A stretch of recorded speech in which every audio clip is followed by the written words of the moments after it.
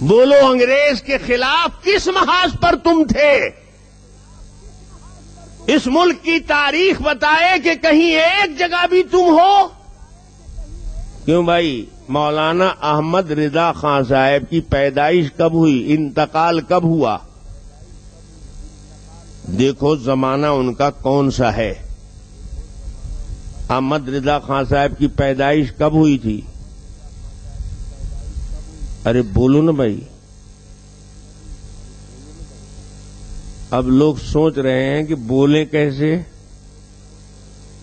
معلوم ہی نہیں ہے۔ اچھا، 1856 عیسوی میں پیدائش ہوئی۔ 1857 میں کئے سال کے تھے؟ تو 1857 کے جہاد میں یہ شریک ہوئے۔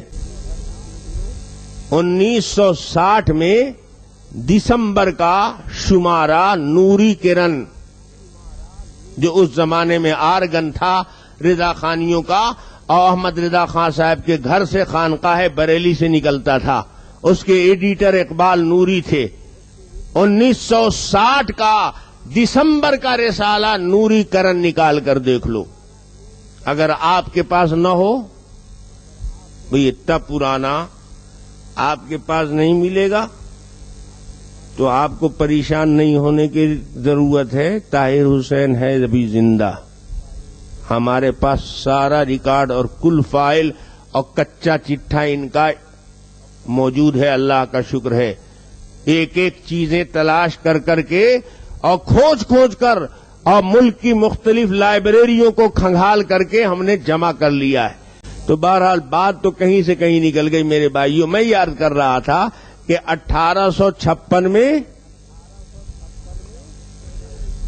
پیدا ہوئے، انتقال کب ہوا؟ ارے بولو نا بھائی۔ 1919 میں انتقال ہوا۔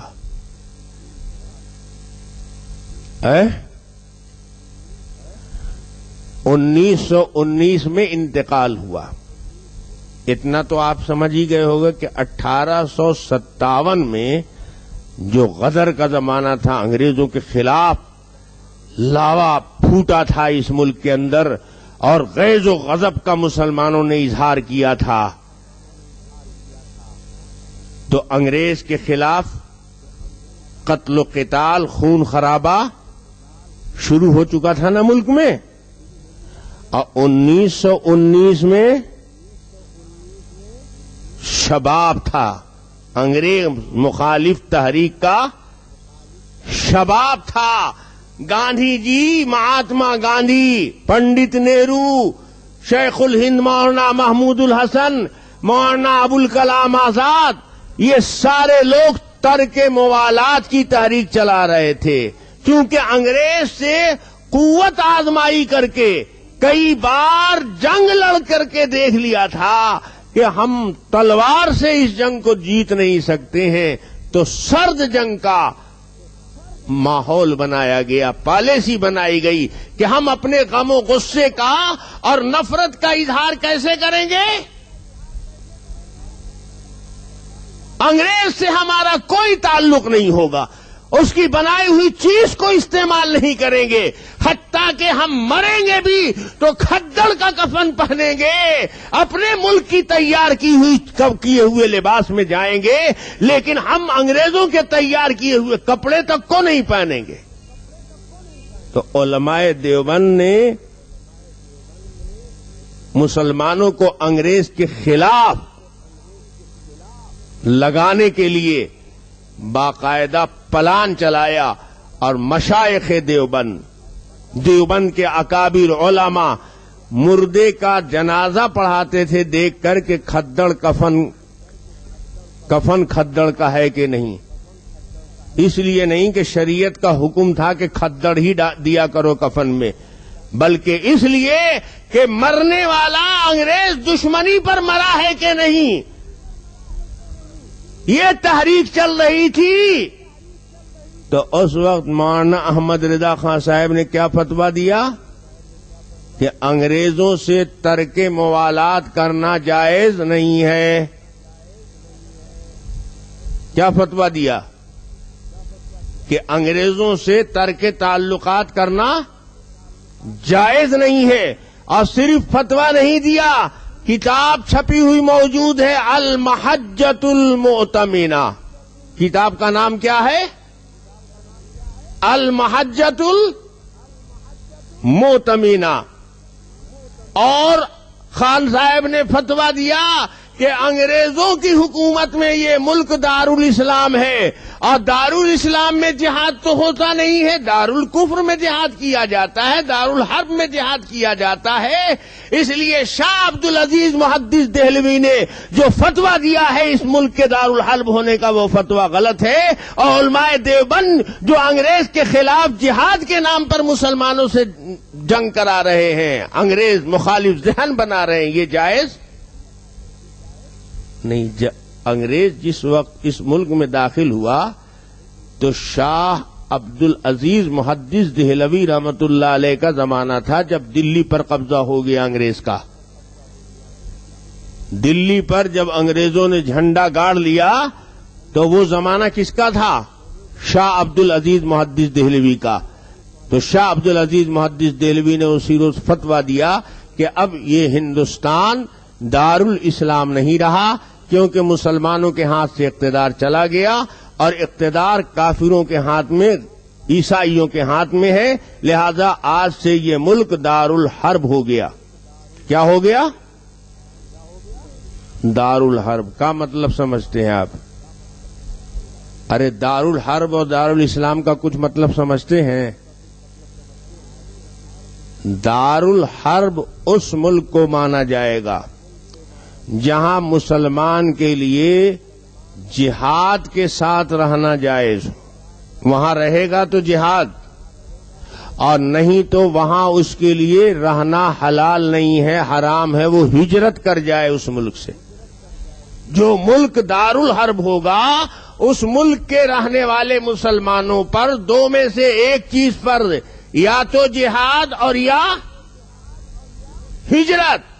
تو شاہ عبدالعزیز محدث دہلوی رحمت اللہ علیہ جو ہندوستان کے عالموں کے شہنشاہ تھے، انہوں نے فتویٰ دیا کہ یہ ملک دارالحرب ہو گیا.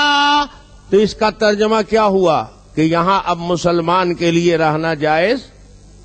اگر رہے گا اس ملک میں تو انگریزوں سے جہاد کرے، اور نہیں تو اس ملک سے ہجرت کر جائے. تو خالی فتویٰ دے کے شاہ صاحب رہ گئے. شاہ صاحب ان لوگوں میں سے نہیں تھے کہ ہاتھی کے دانت دو ہوں، دکھانے کے اور کھانے کے اور. شاہ صاحب نے فتویٰ دیا تو فوراً تیاری شروع کی کہ انگریزوں کے خلاف جہاد.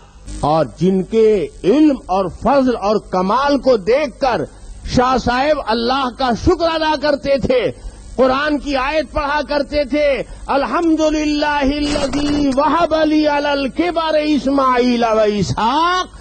اللہ کا کتنا بڑا احسان ہے کہ اس بڑھاپے میں دو عظیم نعمت اللہ نے دے دیا، اسحاق اور اسماعیل. مولانا اسماعیل شہید اتنے عظیم عالم تھے کہ مولانا عبدالعزیز محدث دہلوی رحمت اللہ علیہ ان کے چچا جان ان کے علم و فضل کو دیکھ کر کہا کرتے تھے کہ اس بڑھاپے میں دو عظیم دولت اللہ نے مجھے دے دیا ہے، ایک تو اسحاق اور ایک یہ نوجوان تھے.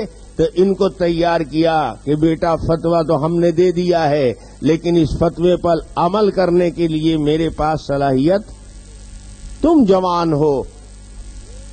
اور اپنے مرید کو بلایا، دوسرے شاگرد کو بلایا، سید احمد بریلوی کو، اور ان سے کہا کہ آپ قیادت کیجئے اور میرے گھر کا یہ نوجوان بچہ آپ کے ہاتھ پر بیعت کرے گا، اور آپ دونوں جب تک کہ انگریز سے لڑنے کی طاقت نہ پیدا ہو جائے اس وقت تک اس ملک سے ہجرت کر جاؤ، کیونکہ ہر دارالحرب کا حکم یہی ہے کہ وہاں رہنا جائز نہیں ہے. تو پورے ملک کا ان دونوں بزرگوں نے دورہ کر کے ہزاروں لاکھوں انسانوں سے بیعت لے کر جہاد کی اور خود چلے گئے انگریزی حدود مملکت کے باہر سرحد، کیونکہ دارالحرب میں رہنا جائز نہیں ہے، اور سرحد میں جا کر سکوں سے جہاد کر کے طاقت بنا کر وہاں اسلامی اسٹیٹ قائم کیا، اور ارادہ یہ تھا کہ اب اس طرف افغانستان کی حکومت ہے، افغانستان اور یہ سندھ، یہ ہم سرحد دونوں جب ہمارا ایک ہو جائے گا تو اب ہماری طاقت ایسی بن جائے گی پوزیشن کے انگریزوں پر ہلہ بول دیں تو اب اس ملک میں جہاد کر کے ہمارے لیے رہنا جائز ہو جائے گا۔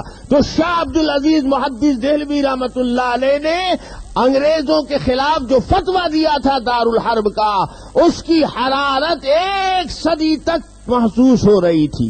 1857 میں اور تحریک بالا کوٹ میں اسی فتوے دارالحرب کا اثر تھا جو جہاد کی شکل میں نظر آ رہا تھا۔ تو اس کو ٹھنڈا کرنے کے لیے، اس پالیسی کو ختم کرنے کے لیے انگریز پریشان تھا کہ مسلمان تو عالموں کے فتوے کے خلاف جائے گا نہیں، تو اب ہم کیا کریں؟ تو لوہے کو لوہا کاٹتا ہے، مولوی خریدو، مولوی کو ملاؤ، تو دو مولوی شکل کے آدمی سے معاملہ کر لیا، ایک کو نبی بنا دیا اور ایک کو ولی بنا دیا۔ اب میں کہتا ہوں تو لوگوں کو بہت تکلیف ہوتی ہے کہ اس کی نبوت ولایتی اور ان کی ولایتی۔ انگریز تو بہت عیار قوم ہے نا، اور تو یوریا فاسفیٹ ڈال کر کے جہاں ایک چھٹا غلہ نہ ہوتا تھا وہاں سے ایک من نکلنے لگا۔ دیکھا کہ انڈیا کی زمین بہت زرخیز ہے، یہاں لوگ مذہبی ذہن کے لوگ ہیں، یہاں روحانیت کے قائل لوگ ہیں، یہاں علماء کی بڑی عزت ہے، علماء کے فتوے پر لوگ جان دے دیتے ہیں، تو اس نے دیا یوریا فاسفیٹ، لے لو بیٹا مال میٹیریل جتنا لینا ہے۔ تو ایک نے لیا تو کہا میں نبی ہوں، دوسرے نے کہا میں مجدد ہوں۔ اچھا صاحب کام کیا ہے آپ کا؟ کہا میرا کام یہ ہے کہ جہاد منسوخ۔ اب میرا کام یہ ہے کہ جہاد منسوخ تو نہیں ہے، لیکن یہ ملک ہی دارالاسلام ہے، جہاد تو دارالحرب میں ہوتا ہے۔ اچھا صاحب یہ پالیسی اپنائی دونوں نے۔ علماء دیوبند انگریز جب تک اس ملک میں تھا، اس ملک کو کیا بولتے تھے؟ دارالحرب۔ اور احمد رضا خان صاحب کا موقف کیا تھا؟ اچھا قوم نے، ملک نے علماء دیوبند کی پالیسی کو سمجھا اور انہوں نے ان کی حمایت کی اور ساتھ دیا، اور انگریز کو آخر اس ملک سے جانا پڑا۔ جس روز سے انگریز اس ملک سے چلا گیا پھر دونوں کی پالیسی بدل گئی۔ انگریز کو ہم نے جب بھگا دیا تو کیا یہاں اسلامی اسٹیٹ قائم ہو گیا؟ مسلمانوں کے ہاتھ میں اقتدار آ گیا؟ ارے انگریز نہیں آیا تھا تو یہاں اقتدار کس کے ہاتھ میں تھا؟ مسلمانوں کے ہاتھ میں۔ تو شاہ عبد العزیز نے مغل حکومت میں اس ملک کو دارالاسلام مانا، اور انگریز جب آ گیا اقتدار میں تو اس کو دارالحرب قرار دیا۔ اب جب انگریز بھاگ گیا اور یہاں جمہوری نظام قائم ہوا، نہ حکومت اور قانون کسی مذہب کی رہے گی، نہ اس کی نہ اس کی، حکومت کا اپنا کوئی مذہب نہیں رہے گا، تو اب یہ ملک دارالاسلام بنے گا نہیں بنے گا؟ بن جائے گا؟ نہیں بنے گا۔ تو اس ملک کی پوزیشن اب کیا ہو گئی؟ دارالامن کی۔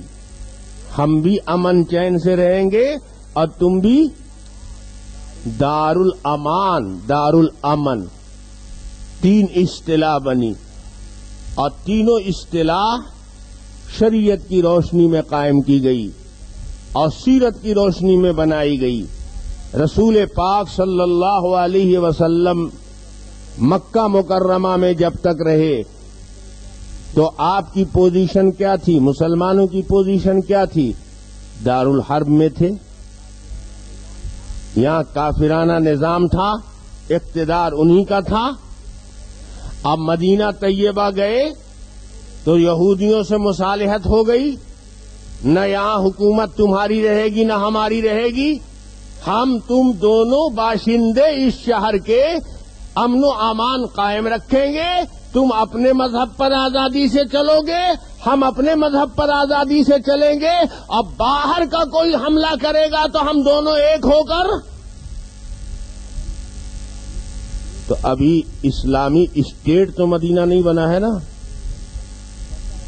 تو جب تک فتح مکہ نہیں ہوا تھا، اسلام کا غلبہ نہیں ہوا تھا، جب تک مدینے کی حیثیت کیا تھی؟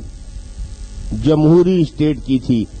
ہر مذہب کے ماننے والے کو قانونی طور پر آزادی، اور ہر مذہب کا ماننے والا اپنے وطن کے لیے باہر سے آنے والے دشمن کا مقابلہ کرے گا.